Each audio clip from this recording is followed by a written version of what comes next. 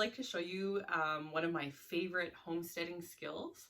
We are going to be making a very simple hot process soap recipe today.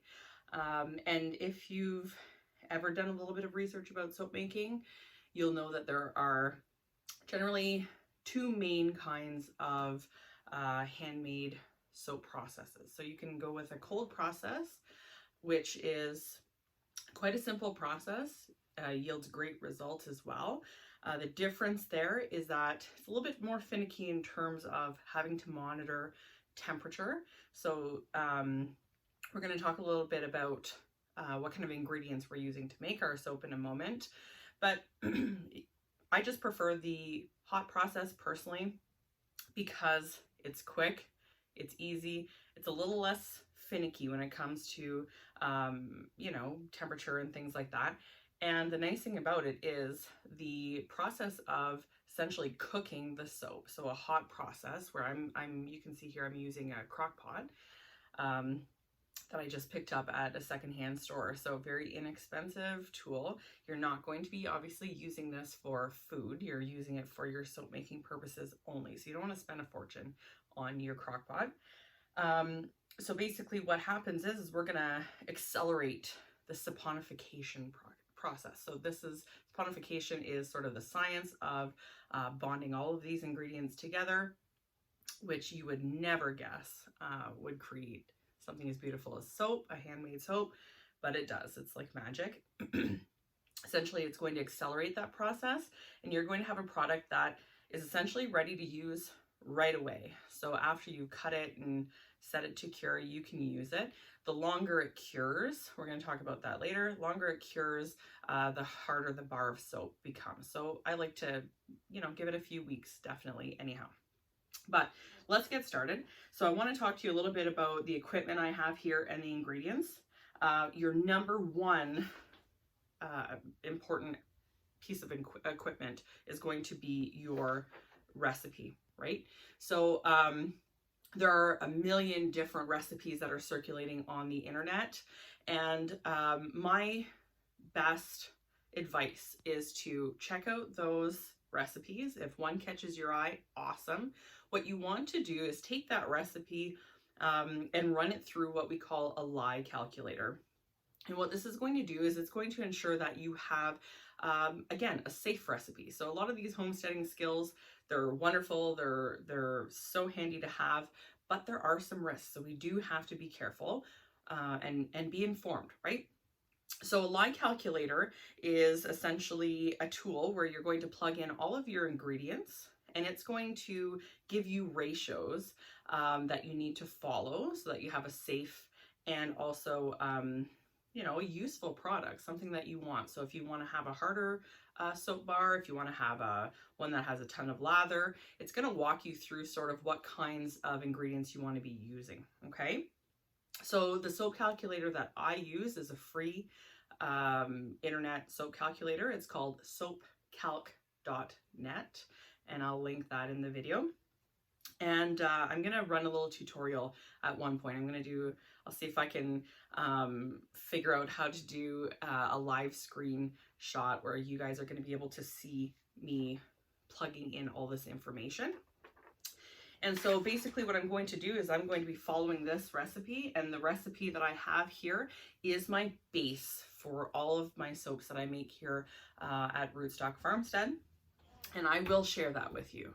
Okay, so no secrets here. I want you guys to jump on board and get your hands dirty and try these skills out for yourself. So that said, we do have our crock pot, and it's preheated at this point. I'm going to be adding my oils to the crock pot very shortly. For the sake of the video, I've pre-measured all of my ingredients.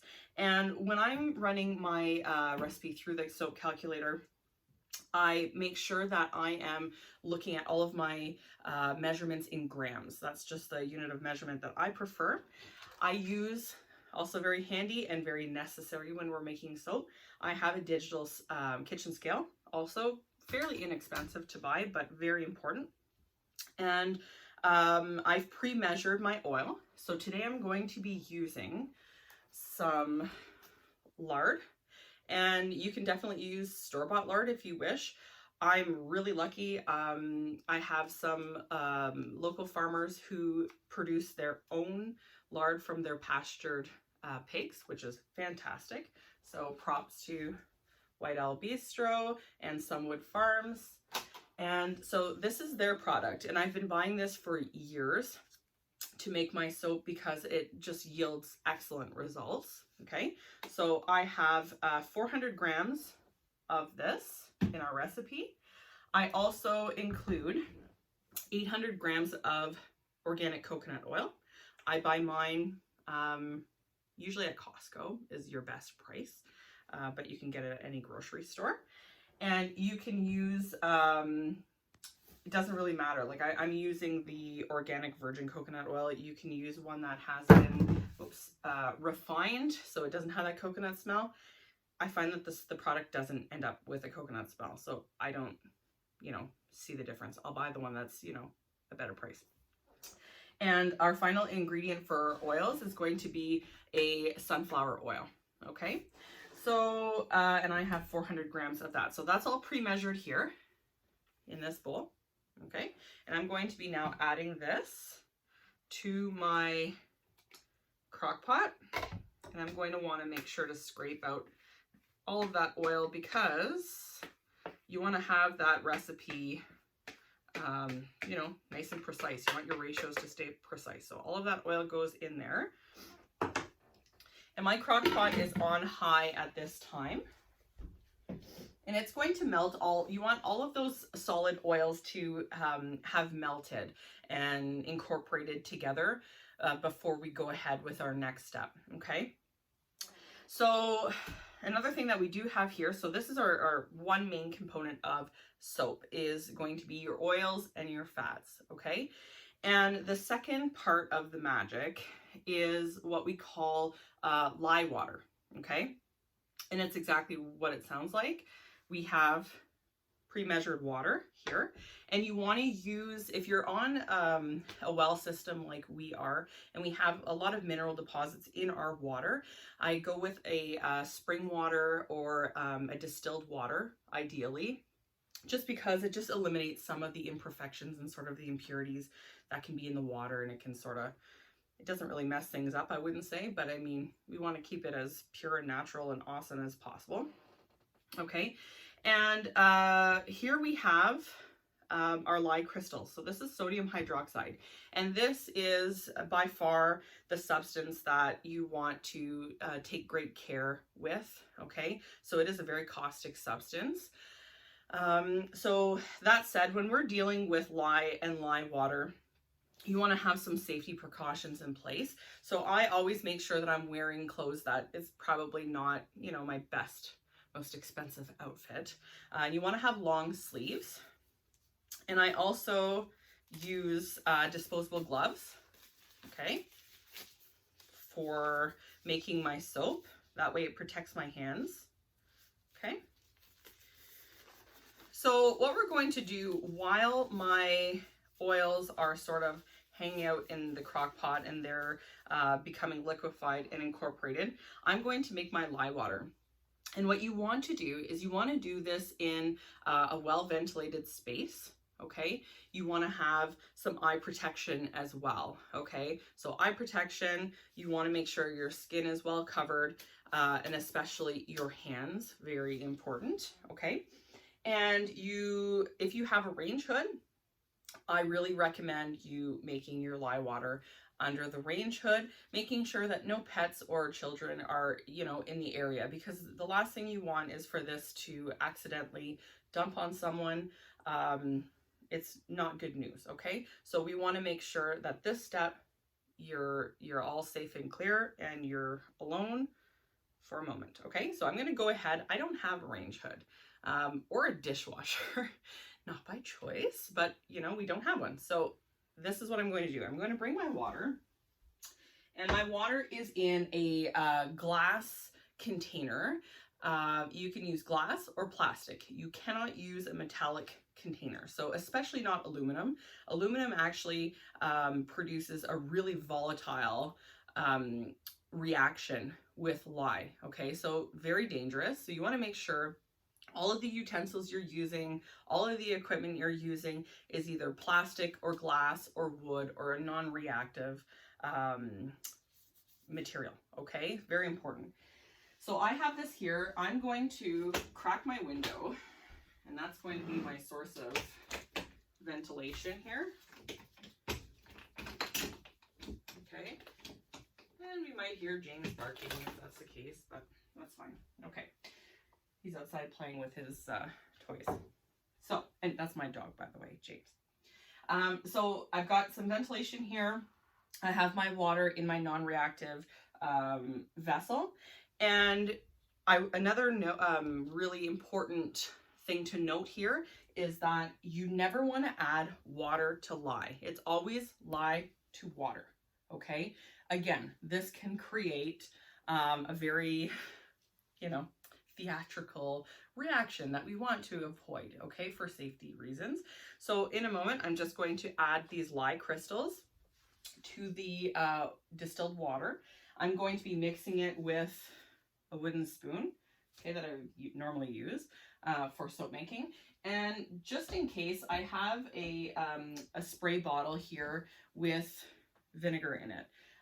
Lye water and lye is a very alkaline substance, and so the vinegar is there in a case of not emergency, but in a case to sort of neutralize the substance. So let's say if you had a little bit of splash up on skin, for example, if that were to happen, or maybe even on your countertop, what I do is I spray it with the vinegar and I rinse very, very well afterwards. Okay, so it's there just in case again.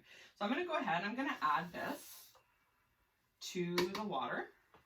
Okay, and then I'm going to set this container aside, and I know that I need to wash that. Okay, and so now what I'm going to do is I'm going to mix those crystals, and unfortunately you can't really see what's going on here, but basically you're going to get a really, really hot reaction here. So you're going to have a lot of heat coming from the lye water. You're going to see a few sort of vapors coming off, and that's going to be drawn out the window or up the vent hood. Okay, and you want to basically mix that until it's very well incorporated and there's no crystals left over. Okay, and I've prepared a surface here. I've got sort of like a cutting board underneath, and then I have some paper towel on top. Excuse me, just so that I make sure that, I'm not ruining my countertop or anything like that. So that lye water is sort of going to hang out in the sink until I'm ready for it. Okay, and when I know that I'm ready, all of my oils again have been melted and are incorporated. So in the meantime, you can sort of tidy things up a little bit and make sure everything's in order again, just as though we were canning. So you want to have all of your equipment sort of laid out and ready. So I'll talk to you a bit about some of this equipment at this point while we're sort of letting things settle down. And again, we don't have to worry about the lye water and the oils being at the same temperature as you would with a cold process. You can just incorporate them. We're going to cook them out and it's going to be beautiful. So let's talk a little bit about what I'm going to be adding to this soap. Okay, so you can most definitely just go ahead and just have this basic soap recipe as is, not add anything to it, and it would be absolutely 100% functional. Okay, but today I'm going to be using some calendula blooms, so dried blooms from my friends at the Color Farm in Callander, Ontario. And so these are essentially more of a visual component to the soap, a little bit exfoliant, I guess, as well. And then we also have some essential oils. I don't personally use fragrance oils. I don't have anything against them necessarily. They are not a natural product. They are artificial. So, that being said, the soap that I sell here at Rootstock Farmstead is natural. So I want to keep it that way. And you want to use a quality essential oil. Now, you might not want to use a $100 bottle of oil because the scent greatly dissipates. You're not getting the same really, really strong scent that you would with fragrance oils, okay? You're gonna get a light scent. You have to also sort of pay attention to smoke point. We're gonna talk about that later when we're at the final stages where we're going to be adding this. But today I have a blend of rosemary, spearmint, and lavender essential oils, which are all relatively inexpensive. I purchased Oracacia brand, and you can get that on Amazon. There's many local retailers that carry it, and they really work great. I've had great results with them. So that's what I'm going to be adding at the very end. So these two components are added right before we go to our last step, which is going to be setting our soap in the molds. Okay, so these are wooden molds, as you can see, that have a silicone insert. Okay, in my early days of making soap, I had wooden boxes and I would sort of fit them with a plastic bag or saran wrap and that sort of thing, just to protect the wood and prevent from any seepage. It was sort of a pain in the butt. So I bit the bullet and I bought a couple of these molds, and for the ratio, so the amount, I've sort of come to a perfect recipe for these two molds. Okay, so we're looking at 1,600 grams of oil total, okay, in our recipe, and that produces 2 full molds. Okay, and that yields 10 bars of soap each, I should say. Okay, here I have just a few different examples I thought I'd show you of different kinds of molds that you can buy.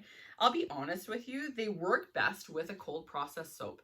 And the reason for that is that a cold process soap tends to be a little less, I'm going to call it rustic looking. Okay, it's a little less clumpy.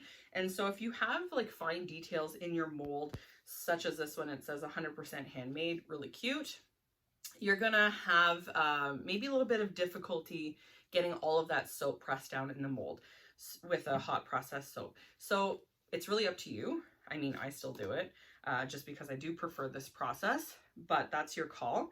I found some really, really cute options. So honeybee, honeycomb, and then you can also do just a straight bar like this as well. So really, it's totally up to you. You can get really creative and you know, recycle non-metallic you know, vessels that you can make round soaps. You can make all kinds of different shapes soap. It's wonderful. Okay, so get creative with that. I fully encourage it. You're gonna see here in a moment, once I blend my oils and my lye water, I'm going to be using a stick blender. Okay, and again, this stick blender is not to be used for making, you know, a cream soup after you're done making your soap. You want to make sure that this is your soap blender and that's it. Okay, just because, well, I think it's pretty obvious, right? You don't want to have that cross contamination. Okay, so I'm just waiting on that oil to finish up. I think I'll break here. I'll wait for that to you know, mingle in the pot and get all ready. And then we're gonna go ahead and add that, and I'm gonna show you what. All right, we're back. So now my oil is to a point where I can't see any chunks of solid oil floating around. It's all well incorporated. And so I'm getting ready to add my lye water to the oil. And you're going to see that I'm going to be using my stick blender to blend my soap until it gets to what we call a light trace. And a light trace is the soap maker's term for, I guess you could say it sort of looks a bit like pudding, the consistency of a sort of a runny pudding. So when you go and you run your stick blender through the raw soap, you're going to see sort of like a trail behind your blender.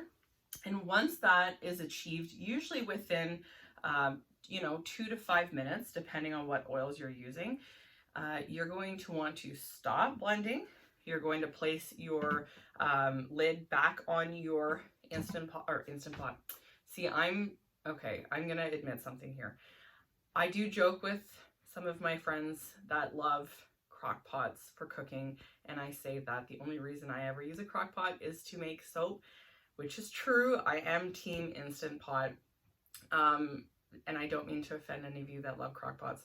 But anyhow, I digress. Okay, so this beautiful crock pot, it's lovely. We're going to then put the lid on it. We're going to turn it down and we're gonna let it do its thing. Okay, and I'm gonna show you up close at what point we wanna start stirring down the mixture and getting it ready to add our essential oils, our calendula, and we're gonna get them in the molds. Okay, really, really simple. Let's do this. And before we do, sorry, I want you to make sure that you have either a cutting board that you can put down your mixer onto so that you're not ruining your countertops. Okay, so here we go. Okay, so again, being very careful with the lye water, we're going to incorporate that very carefully into our oil mixture. Okay, and we're going to immediately spray down and rinse thoroughly our vessel that we used for our lye water. Okay, and I do this step at this point just really quickly, okay, so that you're not, for some reason, you know, touching something that's going to hurt your skin. So here's my technique. I actually use the lid as a shield. Okay, so it's an extra barrier. You might feel a little silly doing it, but hey, why not? Okay, it works. So what I'm going to do is I'm sort of going to mix that lye water around in my oil. Okay, and then I'm going to sort of protect myself a little bit with my handy dandy shield, and I'm going to begin by blending consistently in one spot. Okay, and then once I can see that things are sort of incorporating here, I'm going to continue mixing until I've reached that light trace that I was talking about. Okay, so what I'll do is I'll cut here and I will be right back once we're at trace, and I'm going to show you close up what that looks like. Okay. All right, folks, so here it is. We are at that light trace stage, okay? And if you were running your blender through the mixture, it would feel as though, you know, you're running it through sort of like somewhat runny pudding, okay? You're going to see that there's a trail left behind in your raw soap. And this is at the point where you're going to remove that stick blender and you're going to want to place the lid securely on top. Okay, and we'll be back once we're at the point in the process that you are going to want to start stirring down the mixture and getting it ready for the mold. All right, so we will cut and see you in a bit. Okay, so I want to show you this stage where the soap sort of, I haven't opened the lid up until this point. I just want to show you. This is a stage where the soap starts to curl in on itself, okay? And you might be tempted to start stirring it. I would wait until that middle part where it's, you know, still creamy and white, that sort of already curled in on itself, okay? So where you're not seeing any of that in the middle, then we know that we are getting very close to the point where we're going to stir it down and we're going to, you know, add our essential oils and our calendula for this recipe, and we're going to put in the molds. So, see you in a minute. Okay, so we are at, you know, close to the final stage in the hot process soap making.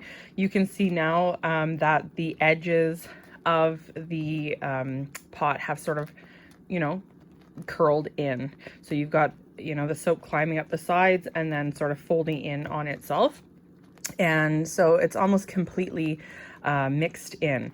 And what's happening is we've accelerated, again, that saponification process.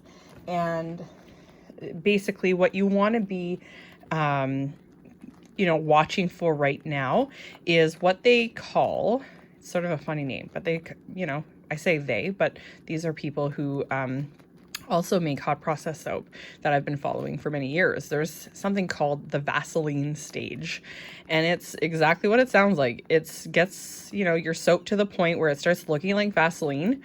You know that it's ready to start incorporating, you know, your final additions.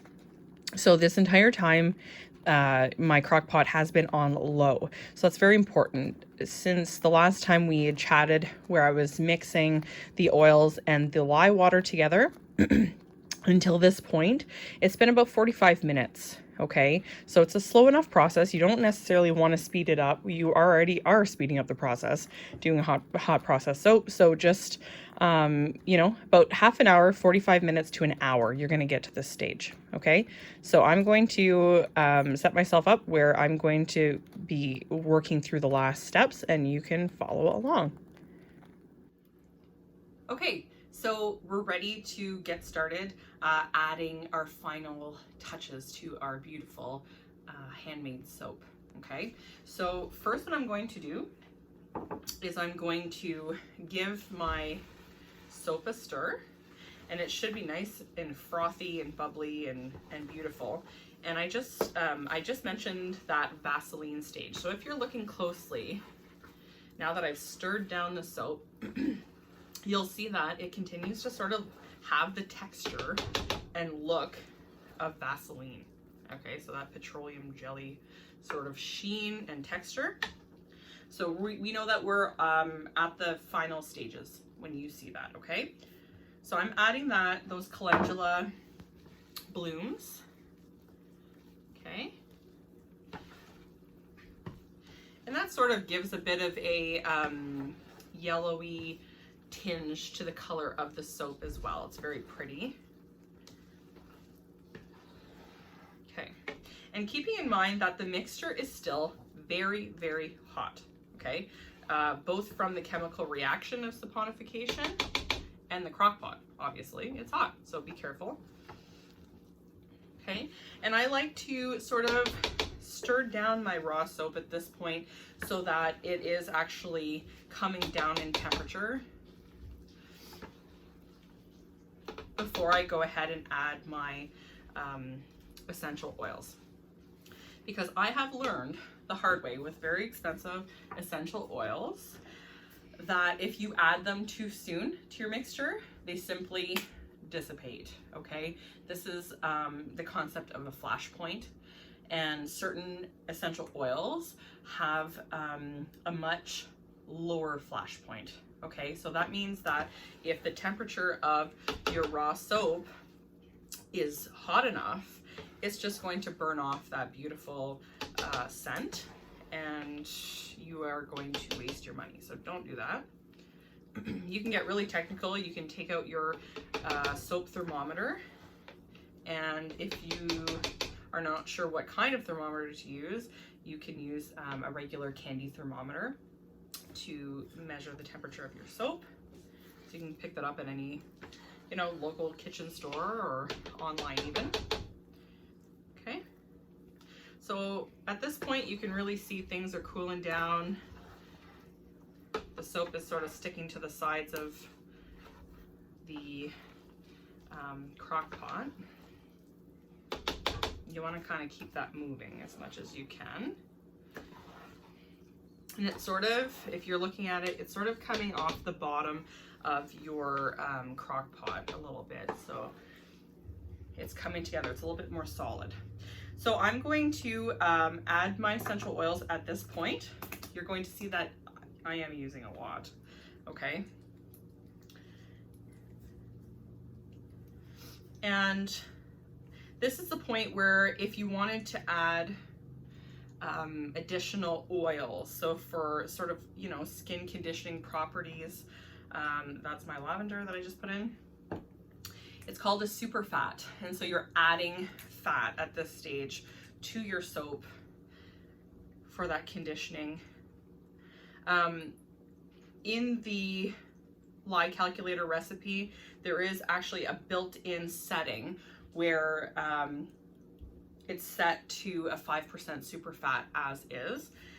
You can increase that to 7% super fat, and all that means is that there's a little bit more oils and fats. You know, the ratios are greater. Sorry, I'm just checking out, that's rosemary.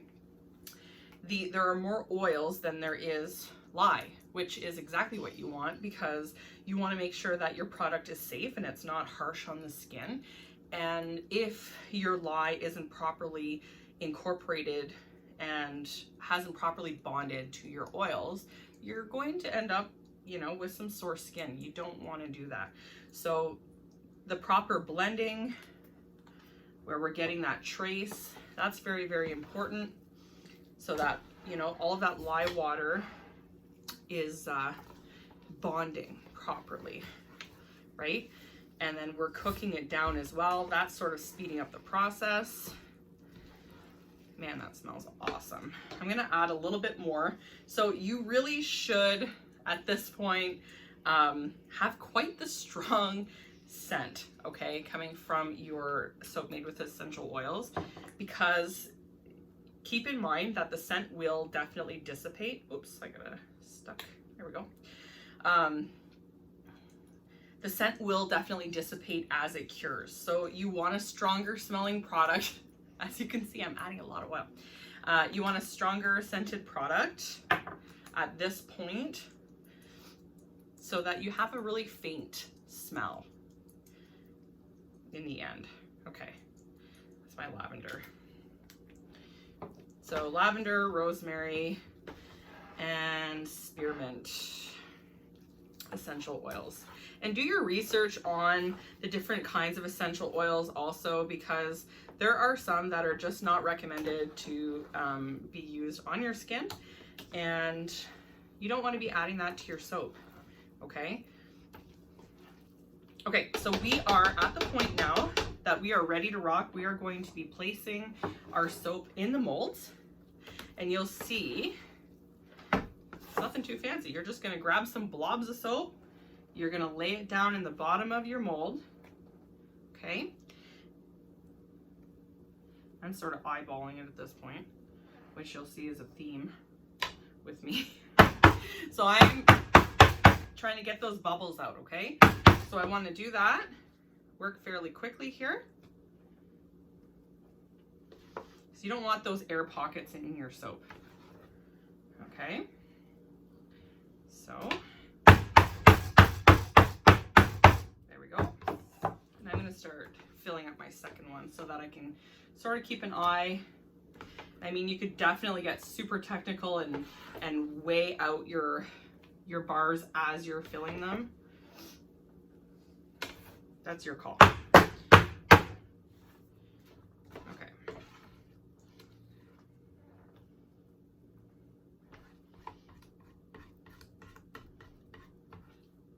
All right, I'm going to try to scrape as much as I possibly can. Here we go.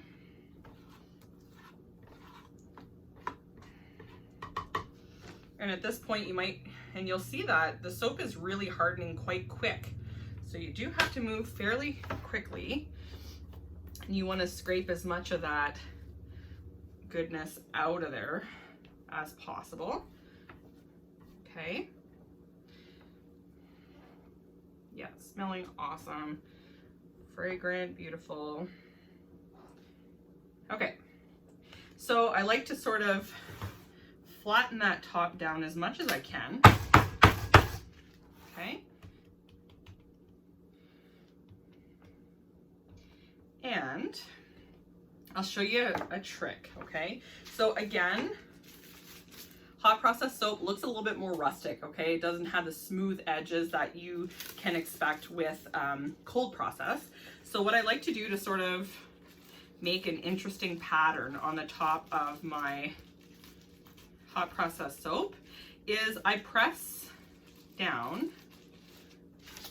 on the top of the soap as it's setting with some good old bubble wrap. And it actually makes a really interesting honeycomb pattern. So this is especially great when you're making soap that has honey in it. Sort of a cool little trick.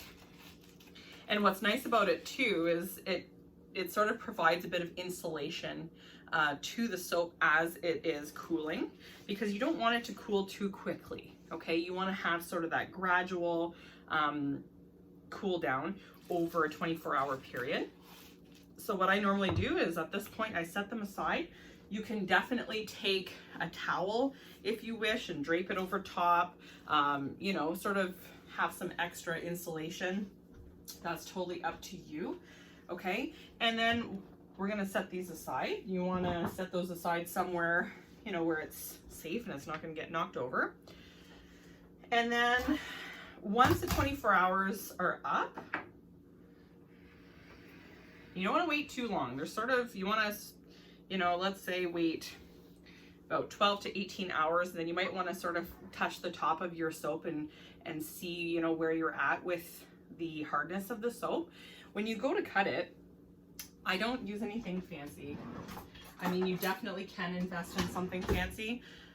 I just use a chef knife, and I go ahead and I mark my bars with a ruler, and I go ahead and I cut those by hand, okay? That's up to you. You can buy soap cutters, you know, depends how fancy you want to get. So this is actually a soap that I made just over a week ago, and it has been curing on just a rack, so regular old you know, kitchen rack that you would put your cakes on, a cooling rack. And I've sliced them and they're nice and hard at this point. I would definitely use them at this point in the curing process. The longer you wait, the harder the bar is and the longer the bar will last. So just so you know, this is definitely a safe product because we've used the hot process soap method. If you are to use the cold process soap method, this curing time takes much longer because we haven't sped up the process, right? We haven't sped up the saponification, so it takes a little bit longer. It takes about a month, you know, and some would argue even more than that. So this is sort of a quick fix for your soap making adventures.